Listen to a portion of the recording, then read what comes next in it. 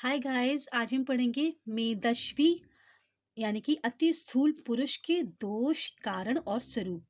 तो अति स्थूल पुरुष जो होता है उसमें क्या एनोमलीज होती हैं, मतलब उसके क्या दोष होते हैं, क्या ड्रॉबैक्स होते हैं, क्या उसमें दिक्कतें आती हैं। जब मेदस्वी अति स्थूल पुरुष होता है तो उसमें क्या दोष होते हैं और कारण, उन दोष के कारण क्या है, रीजंस क्या होते हैं, क्यों वो दोष उत्पन्न होते हैं।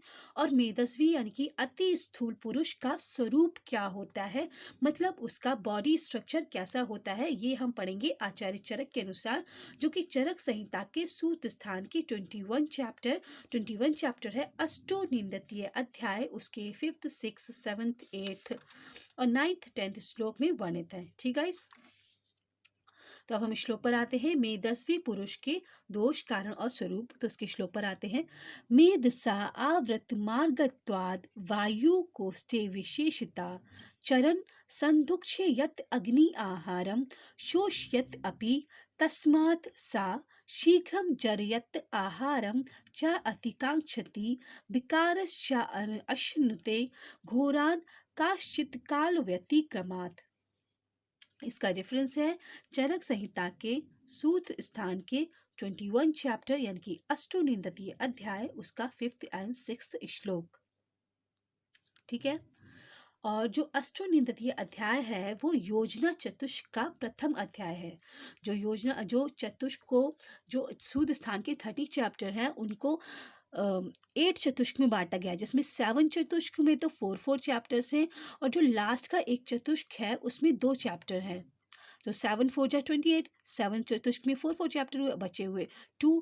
तो फिर जो 2 है उसमें लास्ट चतुष्क है, उसमें 2 चैप्टर्स हैं। तो सूद स्थान के 30 चैप्टर्स हैं, उनको 8 चतुष्क में बांटा गया है, जिसमें से जो योजना चतुष्क है, जो कि 6th चतुष्क है यानी कि योजना चतुष्क, उसमें जो पहला अध्याय है वो है अष्टोनिंदतीय अध्याय यानी कि 21 चैप्टर। ठीक है। तो मेदसा आवृत मार्गत्वाद वायु कोष्ठे विशेषता। मेद धातु बढ़कर जब सारे स्रोतों के मार्गों को बंद कर देती है तब कोष्ठ में वायु विशेष रूप। मेदसा आवृत मार्गत्वाद वायु, मेद जब बढ़कर सारे मार्गों को, स्रोतों के मार्गों को आवृत कर देती है, मेद धातु बढ़कर जब सारे स्रोतों के मार्गों को बंद कर देती है।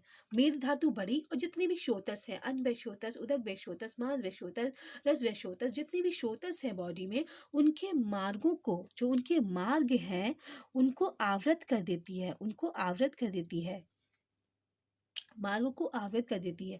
तो मेदसा आवृत मार्गत्वाद वायु, जब मेद वायु बढ़कर सारे स्रोतों को, मार्ग को आवृत कर देती है, मतलब उसको कवर कर लेती है, उसको ढक देती है, तो वायु कोष्ठी विशेषता, तो वायु जो है वो कोष्ठ में बढ़ जाती है। जब सारे मार्ग को आवृत हो गई, वायु आगे जा नहीं पा रही है, तो जो उसका रास्ता होगा वो कोष्ठ होगा, तो कोष्ठ में आके विशेष रूप से रह जाती है। चरण संदुक्ष अग्नि आहारम शोष्यत अपि, तो कोष्ठ में वायु विशेष रूप से बढ़ जाती है, गमन करती हुई अग्नि को विशेष रूप से प्रदीप्त कर देती है। जैसे कि कहीं पर कहीं पर आग जल रही है, जैसे कोयले दहक रहे हैं और उसको हम हवा देने लगे तो वो कोयले और तेज दहकते हैं। तो ऐसे ही हमारे कोष्ठ में अग्नि है, अगर अग्नि अग्नि को वायु जो है वो बढ़ाकर और प्रदीप्त कर देती है, और ज्यादा उसको एग्रावेट कर देती है अग्नि को, और आहार का शोषण भी कर लेती है। और वायु जब बढ़ रही है, वायु में रुक्षता होती है, रुक्षता है तो आहार को सुखा देगी, उसका शोषण कर देगी, इसलिए आहार का पाचन शीघ्र कर देती है। पहले जैसे कि आहार बहुत बड़े अमाउंट में है, तो उसमें वाटर है, फिर उसको उसमें से शोषण कर दिया वायु ने, उसको छोटा सा कर दिया, छोटा सा कर दिया तो उस पर जो डाइजेस्टिव एंजाइम्स हैं, जो अग्नि है वो जल्दी वर्क करेगी, तो फिर अग्नि, तो पहले आहार का शोषण हो गया, अग्नि प्रदीप्त हो गई वायु से, ये दोनों काम वायु से हो रहे हैं, तो फिर आहार का पाचन शीघ्र ही हो जाता है, जिससे मनुष्य आहार को बार बार और अधिक मात्रा में चाहता है। जिससे मनुष्य आहार, उसको लगता है कि अब मुझे आहार खाना चाहिए, अब मुझे फूड इंटेक करना चाहिए और अधिक मात्रा में खाना चाहिए। तो ये किस वजह से हो रहा है, ये अग्नि के और वायु के बढ़ने की वजह से हो रहा है। और अग्नि वायु क्यों बढ़े, क्योंकि जो मेद है, मेद ने बढ़कर सारे स्रोतों की मांग को आवत कर दिया, जिससे वायु को कोई रास्ता नहीं मिला, तो वायु जो है कोष्ठ में ही बढ़ गई। तो जिससे अग्नि और वायु बढ़ गई और उन्होंने आहार का शोषण कर दिया और अग्नि को प्रदीप्त कर दिया, जिससे कि मनुष्य को आहार बार बार और अधिक मात्रा में खाना चाहता है, क्योंकि वो डाइजेशन जल्दी जल्दी होगा, जल्दी जल्दी होगा तो उसको और ज़्यादा भूख लगेगी, और ज़्यादा भूख लगेगी तो वो ज़्यादा ज़्यादा खाएगा। तो इसलिए आहार को बार बार अधिक मात्रा में खाता है। तो दोष क्या है मेदस्वी अतिस्थूल पुरुष के, कि वो अधिक आहार खाता है, आहार को बार बार और अधिक मात्रा में खाता है। यदि आहार काल का अतिक्रमण कर दिया जाए तो बाद में जन्य भयंकर कई एक रोग उसे हो जाते हैं। अभी श्लोक देखते हैं। तस्मात् सा शीघ्रम जरत्य आहारम च अति आकांक्षति। तस्मात् मतलब इसीलिए वह शीघ्र जरत्य आहारम, जरत्य मतलब पाचन कर देती है, आहार मतलब फूड का, और च अति आकांक्षणी इसलिए बहुत ज्यादा आकांक्षा होती है फूड इनटेक करने की। विकारश्च अश्नुते घोरान काश्चित काल व्यतिक्रमात्, और अगर उससे विकार होते हैं अगर खाने के टाइम का अतिक्रमण कर दिया जाए, अतिक्रमण कर दिया जाए उसका, अतिक्रमात् चिरत काल, तो काल का जो फूड इनटेक, जो से फूड की क्रेविंग्स हो रही है, फूड या भूख लग रही है, उसका अगर अतिक्रमण कर जाए तो भयंकर वात जन्य रोग हो जाते हैं, वात पित्त कफ जन्य रोग हो जाते हैं। ठीक है गाइस, तो हमने इसमें क्या क्या पढ़ा? हमने इसमें सबसे पहले पढ़ा मेद धातु बढ़ गई, उसने श्रोते को माँ को आवत कर दिया, श्रोते को आवत कर दिया तो उसे वायु को कहीं और रास्ता नहीं मिला तो वो कोष्ठ में बढ़ गई। कोष्ठ में जब वायु बढ़ गई तो फिर उसने अग्नि को और ज़्यादा प्रदीप कर दिया, और जो आहार था उसको शुष्क कर दिया। जब आहार को और अग्नि को बढ़ा दिया, आहार को शुष्क कर दिया, तो पाचन जल्दी होगा, पाचन जल्दी होगा तो जो मेदस्वी पुरुष होगा उसको बहुत ज़्यादा भूख लगेगी और वो अति मात्रा में खाएगा। और अगर वो खाना नहीं खाता है, तो फूड का इंटेक नहीं करता है, तो उसको बहुत जने विकार हो जाते हैं, बहुत ज़्यादा विकार हो जाएंगे, और इसलिए भयंकर भयंकर रोग हो जाते हैं। अब इसके आगे पढ़ते हैं। तो इसमें दोष क्या था? बहुत ज़्यादा आहार खाता है, और फिर दोष क्या था? अगर भोजन काल का अतिक्रमण कर जाता है तो वात जन्य रोग हो जाते हैं। ठीक है, और कारण क्या है भूख लगने का? क्योंकि वात बढ़ गई है और अग्नि उससे और बढ़ गई, फिर भोजन का शोषण हो गया, जिससे आहार का पाचन जल्दी हो जाता है, जिससे भूख लगती है। ठीक है, अब दूसरे श्लोक पर देखते हैं।